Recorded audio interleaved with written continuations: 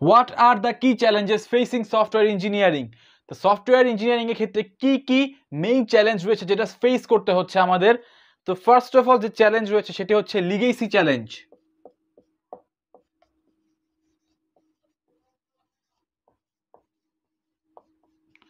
তো legacy challenge কি? বর্তমানে আমরা যে সফটওয়্যারগুলো ইউজ করি মেইনলি বেসিক্যালি ম্যাক্সিমাম সফটওয়্যারই অনেক আগে ক্রিয়েট করা হয়েছে। তো অনেক আগের যে সফটওয়্যার রয়েছে সেটি কি করা হয়েছে, দিনে দিনে আমাদের রিকোয়ারমেন্ট অনুযায়ী যুগের সাথে তাল মিলিয়ে আপডেট করা হয়েছে। তো এই আপডেটটা কে করেছে? যে সফটওয়্যার কোম্পানি সেই সফটওয়্যার ক্রিয়েট করেছে বা ডেভেলপারের গ্রুপ অফ ডেভেলপার, তারা হচ্ছে কি আপডেটটা করে।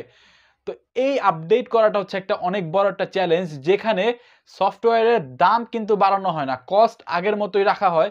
তারপরেও নতুন নতুন ফিচার অ্যাড করা হয়, অ্যাড করে আপডেট করা হয়। তো এই কাজটা হচ্ছে সফটওয়্যার ইঞ্জিনিয়াররা করে থাকে, এবং সফটওয়্যার ইঞ্জিনিয়ারিংয়ের ক্ষেত্রে এটা অনেক বড় একটি চ্যালেঞ্জ, এবং এই চ্যালেঞ্জের নাম হচ্ছে লিগেসি চ্যালেঞ্জ। তো সেকেন্ড যে চ্যালেঞ্জ যেটা ফেস করে সেটা হচ্ছে হেটারোজেনিটি চ্যালেঞ্জ।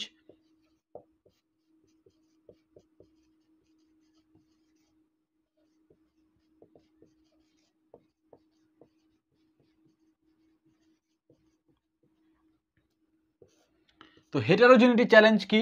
এখন আগের যুগের সাথে যে সফটওয়্যার সিস্টেম ছিল বা আমাদের অপারেটিং সিস্টেম ছিল, কম্পিউটারে হার্ডওয়্যার সিস্টেম ছিল, সেগুলো কিন্তু বর্তমানে এখন নেই।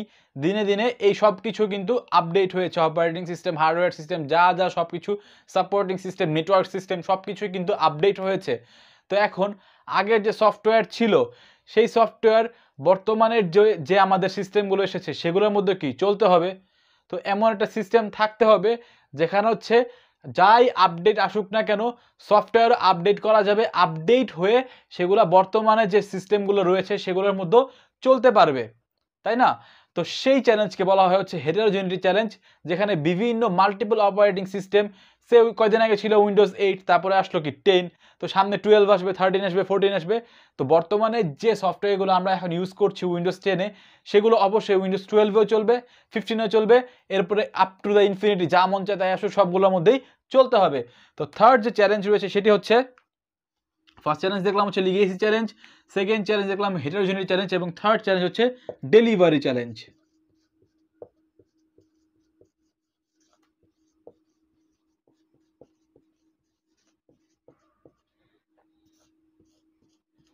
তো ডেলিভারি চ্যালেঞ্জ কি?